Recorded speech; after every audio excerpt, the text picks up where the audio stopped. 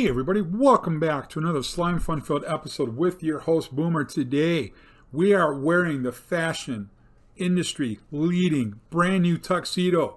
It's the Boomer Tux. Everybody wants it, right? Okay, maybe not. This is something that I've wanted to do for a long time. In a server that I used to play on, I never did. And that is a Jetpack. That's our featured topic for today. We'll talk about one or two other sidebar add-ons. But for now, we're going into technical gadgets, and we're going to talk to you about jetpacks today. I love these things. These are so cool. The server I used to play on, we had somebody that after a week had one of these in a Carbonado version, man. I tell you, it was so awesome to see the flight. Everybody wanted one, and all I did was build my base. My gosh, what was I thinking? So they start with Duralumin, work their way up, not just in storage capacity of power, but thrust, control, speed, accuracy, all those kind of fun things. So right now we've got the Carbonado ones on, and they have a joule charge of 150. Now I'm also wearing the high energy solar helmet. This is the only one, the only thing in the game that charges you while you're wearing it. I've tried every other one, nothing did. And I've got every single pack add-on that's still active that could possibly do it, and there is none. There are handheld portable chargers you can use, whereas if you stop, right-click the charger, put the items in, you can instantly charge them. But this is the only one that will recharge you in flight. And it's 5 joules per charge for all items that need to be recharged. So it's not going to be one and then the other. It's both actually at the same time. But we're going to take it off for now just to show you. So if I hold down Shift, you can see I have relatively good control of the flight. Left, right, up, down keys don't matter. You simply point in the direction you want to go. If you point down, you're going to kind of hover, you know, and if you point up, well, you're going to kind of hover. I mean, you're still going upwards, but we've got pretty good ability to control where we want to go. Now, the nice thing about the Carbonado ones versus the Duralumin ones is they're going to last a whole lot longer. And if you are wearing that recharged helmet, the solar helmet, that's going to infinitely increase. Now, it will not keep up. There is no tool that will keep up with you that produces as much or more power than what the flight suit uses or the jetpacks use while you're flying. You take roughly, I think it's about a 10 to 15% loss even while wearing the helmet as it flies. So there's nothing you can do to fully recharge. Well, there actually are a couple of options. We'll talk to you about that in a minute. One option is simply park your butt and put your helmet on and let it start to recharge. You can see how much I've dropped, right? That one's dropped 41. This one has dropped roughly 30. So I could put the helmet on and recharge. Okay. Second option would be portable charger. Take the two off, right click, stick them in a charger, put them back on, and take off. The third one is a Dynatech feature. I think Dynatech is just so cool, and I think it's probably one of the best balanced plugins in the game for what you get. Whoops, I took a big hat there. Okay, back up. That gray block over there is what I'm talking about when I'm talking about Dynatech. All right, time set 1. Now I do have the electric stimulator with me. Now I want you to take notice of where the joules are at. It just healed me back up, okay? I want you to take note of that. Let's also look at the jetpack. You can see I'm down roughly, is that 37? And the boots, I'm down roughly 50. All right. When I'm about 15 blocks away, something's going to change. So that's at 4. So let's see. Where am I right now? Let's take a look. I'm at minus 14. Okay. So let's see. Did they change yet? Nope. Let's go another block forward. Whoops. Don't hold down Shift. Minus 13. Nope. I'm just trying to get the exact range of these things. I want to get in line with it if I can, just to confirm the range. Nope, not yet. Let's go one more. Minus 12. Bingo. All right. Yeah, we're at minus 12. That's at, I believe, plus 4. Okay, so it's got about a 16 block radius, which means it has a 33 block diameter from the block. You got to include the block as well. 32 blocks, a sphere, 32 blocks around it. So you'll see fully recharged, fully recharged, fully recharged. everything in my inventory will fully recharge with that nice little gadget. So what is this little gadget that we're talking about? We're talking about the wireless charger. Wirelessly charges your items that you're wearing and anything in your inventory that needs to be recharged, and it's instant. It's instantaneous, which is so awesome. So that would be the third way to recharge your tools. Now, you have to be within range of it, but if you set up, let's say, 3x3 of these, it'd be a 99 by 99 block grid. If it's 16 blocks in each direction, you'd place them 33 blocks apart. You have 33 in between each two, because you've got the block that it covers, or 32 in between the two, so they're 33 apart. The block it covers and 16 in each direction, so there's your 33 spear.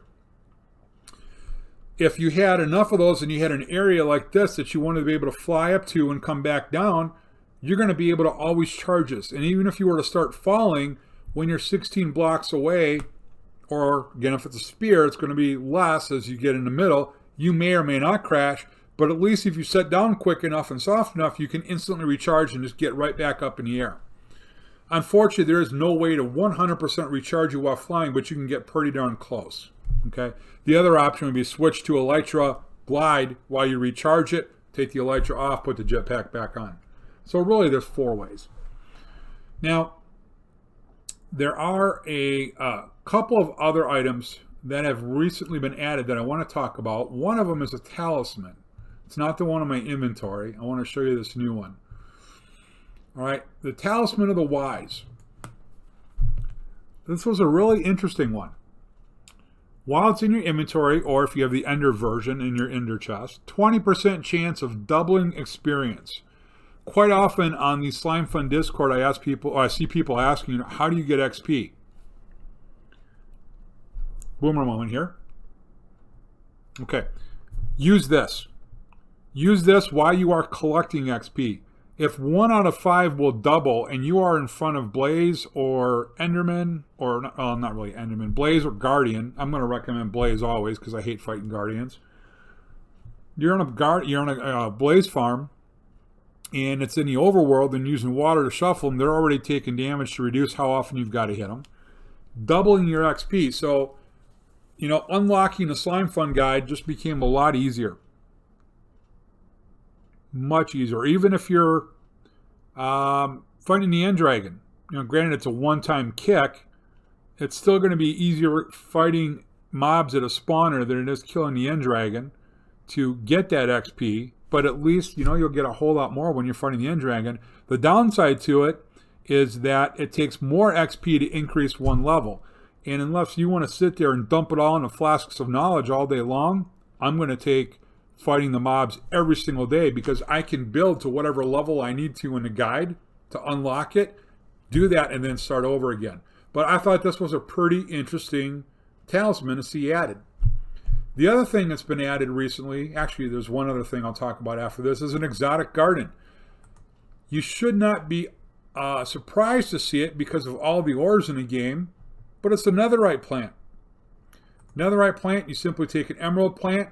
Now, you do have to pay a price. You need 4 netherite blocks. You need 36 netherite ingots.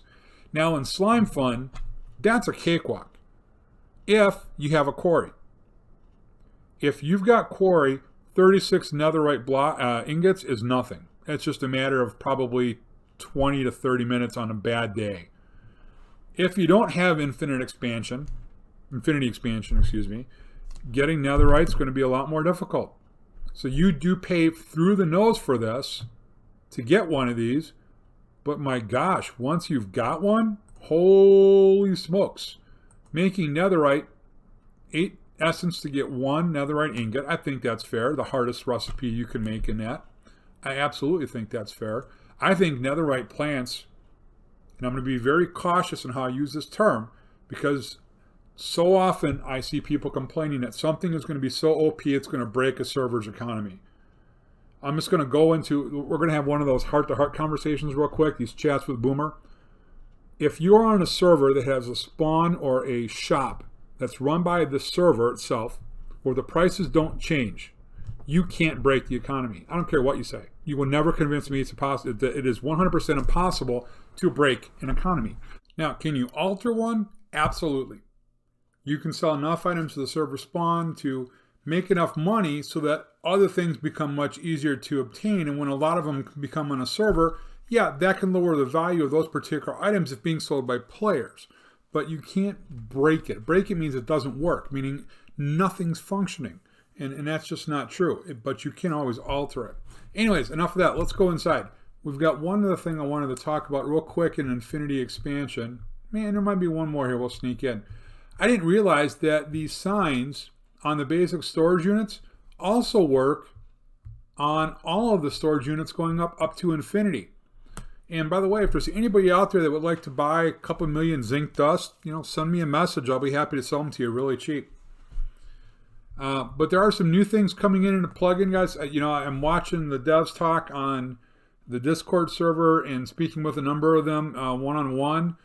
There's some things I've actually been asked to hold off on because they're being updated. Having all these different plugins on my particular server has really made Slimefun look like it's OP. And I wanted to stress a couple things. First of all, there are very few servers that are running every single plugin. I seriously doubt if there's one that's actually running every single one that isn't a single player or a very private server where a handful of people are on. Most of them are very choosy about what they want to put in. And some of them, because they're so new and they're not actively on the Discord, probably don't even know a lot of these exist.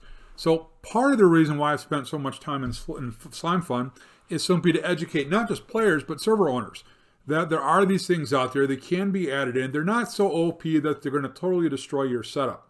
Now, there are a lot of things that are being made more configurable. I know server owners would like to be able to limit some things. You can always go into your items.yml file and disable certain items if you don't like them. If you like 82% of what a plugin has and you want to disable 18% of them, go right in there and do it. You don't have to have every function of every single plugin. You can pick and choose whatever you want. My goal is simply to educate you on how they work in-game. That's it. And to give you options. And I want the players to see that, anything is possible. I know there are people that are going much more craziness than I am. Right now, I could have done so many other things, but I'm actually building up singularities because I need to crack 64 infinity and get to the crack, just to keep up. Because I've got some big things planned and I want to see if they work. But anyways, we've got the Jetpacks, which have been in the game for a while. I love these things. They're great suits. I think I look good in this tuxedo, don't you? We've got the new netherite ingot exotic garden plant. We have the new Talisman, which is really awesome. The ability to get more XP. And of course, now realizing, like a Goomba, that those signs work on all the Infinity Expansion storage units. So I do want to reveal a little, I'm going to give a little spoiler. What is the chemical that I want to talk about with this? How about we just say Fe3? We'll leave it at that for the next episode. Guys, thanks for watching. I really appreciate it. Don't forget to go Boomer or go home. We'll see you later.